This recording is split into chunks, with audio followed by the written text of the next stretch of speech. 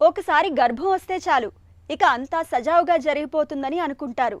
ఇందులో కొంత నిజం లేకపోలేదు. కానీ గర్భం విషయంలో అన్నిసార్లు పరిస్థితులు ఒకేలా ఉండవు. గర్భం పోవడం, కడుపు నిలబడకపోవడం అన్నది చాలామందికి అనుభవమే. ఇలా అర్ధంతరంగా గర్భం పోయినప్పుడు చాలామంది మానసికంగా కుంగిపోతుంటారు. మళ్ళీ గర్భం ధరించలేమని ఆందోళన చెందుతుంటారు. నిజానికి ఇలాంటప్పుడు దిగులు పడకుండా ఉండడంతో పాటు తరువాత గర్భం విషయంలో తగిన పరీక్షలు చేయించుకుని ముందుకెళ్లడం చాలా అవసరమని చెబుతారు డాక్టర్లు.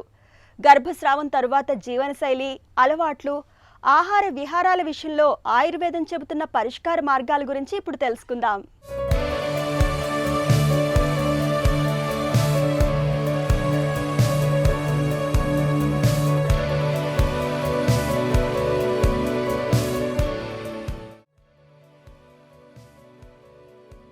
అమ్మ కావడం ఒక అపురూపమైన వరం.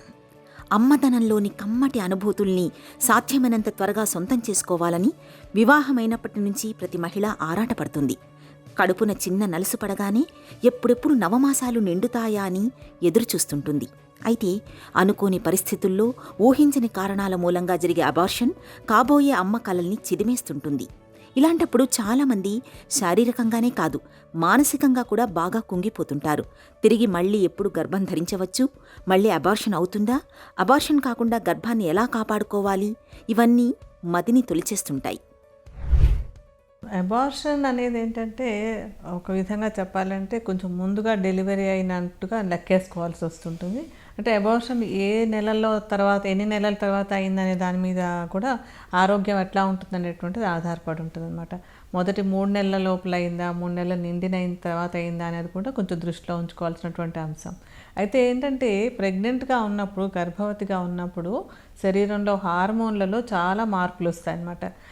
కడుపులో అంటే గర్భంలో ఉండేటువంటి పాపాయి పెరగడం కోసం పెరిగిన హార్మోన్లన్నీ సడన్గా అబార్షన్ అయ్యేసరికి అవన్నీ కూడా ఒక్కసారిగా తగ్గిపోతాయి. ఈ తగ్గిపోయేటప్పటికి శరీరం మళ్ళీ అడ్జస్ట్ అవ్వడానికి టైం పడుతుంది. అందుకోసం అని ఏంటంటే ఈ టైంలో అబార్షన్ తర్వాత ఆహారం తీసుకునేటప్పుడు తేలికగా అరిగేటువంటి ఆహారం తీసుకుంటూ ఉండాలి. అంటే కాయగూరలు, ఆకుకూరలు, అవి కూడా బీరకాయ, సొరకాయ, పొట్లకాయ లాంటివి, మంచి ఆకుకూరలు అవిని, వీటన్నింటిని కూడా ఏంటంటే మళ్ళీ ఎక్కువ మసాలాలో, నూనెలో అన్నీ వేసి కాకుండా తేలికగా ఉడికించి కొంచెం పోపు వేసుకుని సాత్వికంగా ఉండేలాగా తయారు చేసుకుని తీసుకుంటూ ఉన్నట్టయితే కనుక జీర్ణం అవ్వటానికి తేలిగ్గా ఉంటుంది. ఎందుకంటే అబార్షన్ తర్వాత జీర్ణశక్తి కూడా కొంత డిస్టర్బ్ అయి ఉంటుంది. అందుకని తేలికగా జీర్ణం అయ్యేలాంటి ఆహారం తీసుకుంటూ ఉండాలి. అలాగే ఆహారంలో కొంచెం పాలు అవి ఎక్కువ తీసుకోవడము, నెయ్యి, నూనె కూడా కాస్త ఎక్కువగా తీసుకోవాలి. మిగతా టైం కంటే కూడా ఈ టైంలో కొంచెం నెయ్యి, నూనె ఆహారంలో బాగా కలుపుకుంటూ ఉండాలి.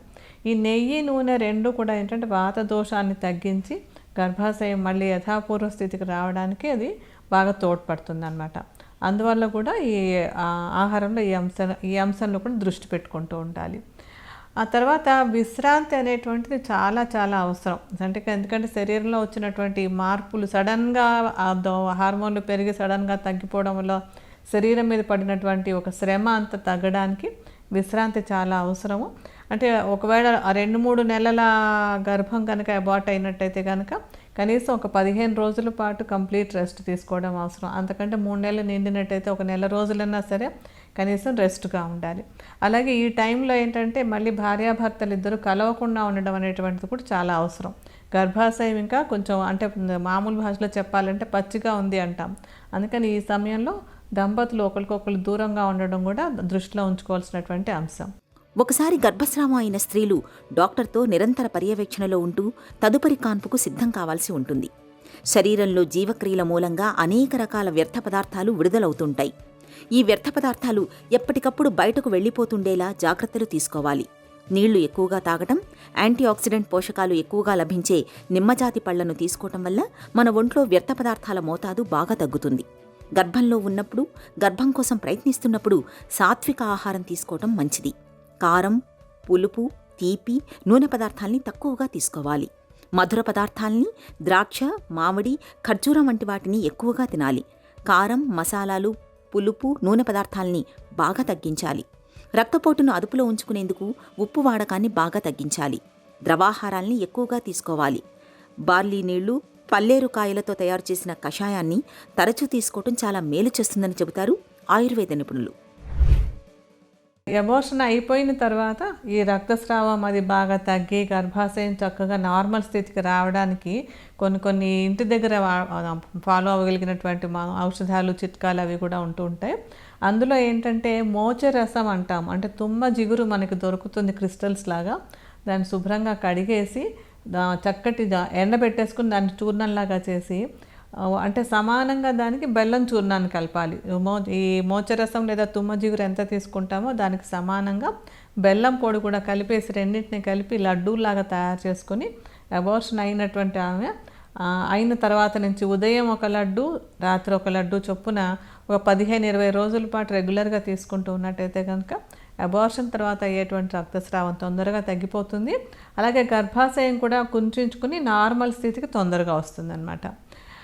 అలాగే ఇంకొకటి ఏంటంటే ఇంగువ ఒకటి కూడా ఈ గర్భస్రావం తర్వాత గర్భాశయంలో ఉండేటువంటి మలినం మిగిలినది ఏదైనా ఉంటే తొందరగా బయటకు వెళ్ళిపోవడానికి ఉపయోగపడుతుంది.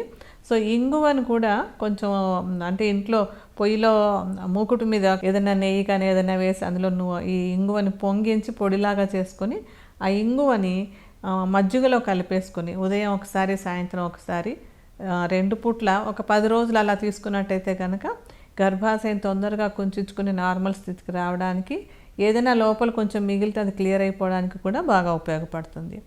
అలాగే ఇంకొకటి ఏంటంటే జీలకర్రని ఒక కషాయంలాగా చేసుకోవడం.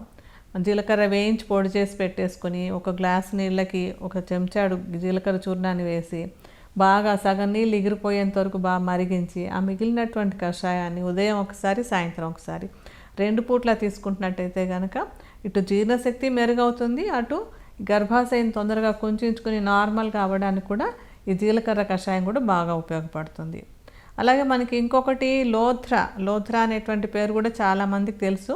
2 పూట్ల ఈ 3 గ్రాముల లోథ్రా చూర్ణాన్ని గోరువెచ్చటి నీళ్ళలో కలుపుకొని 2 పూట్ల తీసుకుంటూ ఉంటే తొందరగా రక్తస్రావం తగ్గడానికి, గర్భాశయం నార్మల్ స్థితికి రావడానికి, హార్మోన్లు మళ్ళీ చక్కగా పనిచేయడానికి కూడా చక్కగా ఉపయోగపడుతుంది. సో అందుకని లోథ్రా కూడా తీసుకుంటూ ఉండొచ్చు. అలాగే ఏంటంటే ఈ తొందరగా మళ్ళీ గర్భాశయం నార్మల్ అవ్వడానికి, అంటే అబార్షన్ అయిన తర్వాత నార్మల్ అవ్వడానికి దానికి దశమూల అరిష్టము, జీరకాది అరిష్టము, సుకుమార రసాయనము ఇలాంటి కొన్ని ఔషధాలు ఉంటాయి. ఈ ఔషధాలని డాక్టర్ సలహాతోటి వాడుకోవచ్చు. ఒకసారి అబార్షన్ అయినా అంతకన్నా ఎక్కువసార్లు జరిగినా మళ్లీ గర్భం దాల్చి అది ఏ ఆటంకం లేకుండా నవమాసాలు కొనసాగడానికి కొన్ని అంశాలపై శ్రద్ధ పెట్టాలి. ముందు నుంచి ఆరోగ్యకరమైన జీవన విధానాన్ని పాటించాలి. గర్భధారణకు కనీసం కొన్ని నెలల ముందు నుంచి ఫోలిక్ యాసిడ్ని తీసుకోవాలి. సాధ్యమైనంత వరకు అన్ని రకాల పోషకాలు లభించే ఆహారాన్ని ఎంచుకోవాలి. శరీర బరువు అదుపులో ఉండేలా చూసుకోవాలి. రోజులో కనీసం అరగంట ఏదో ఒక వ్యాయామం చేయడం అలవాటు చేసుకోవాలి.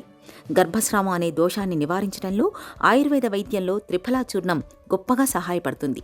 ఆయుర్వేద నిపుణులు సలహా మేరకు త్రిఫలా చూర్ణాన్ని తీసుకోవడం మంచిది. అలాగే శతావరి ఔషధం కూడా ఆరోగ్యానికి ఎంతగానో సహాయపడుతుంది. శతావరి చూర్ణాన్ని నిత్యం గోరువెచ్చటి పాలతో కానీ నీటితో కానీ తీసుకోవాలి. ఒత్తిడి పెరిగితే గర్భస్రావం జరిగే అవకాశాలు కూడా పెరుగుతాయి. కాబట్టి ఒత్తిడి, ఆందోళనలు బాగా తగ్గించుకోవాలి. రోజు కాసేపు యోగా, ధ్యానం, ప్రాణాయామం, బ్రీతింగ్ ఎక్సర్సైజులు చేయడం మరీ మంచిది. ఉదయం సాయంత్రం కాసేపు నడవటం మేలు.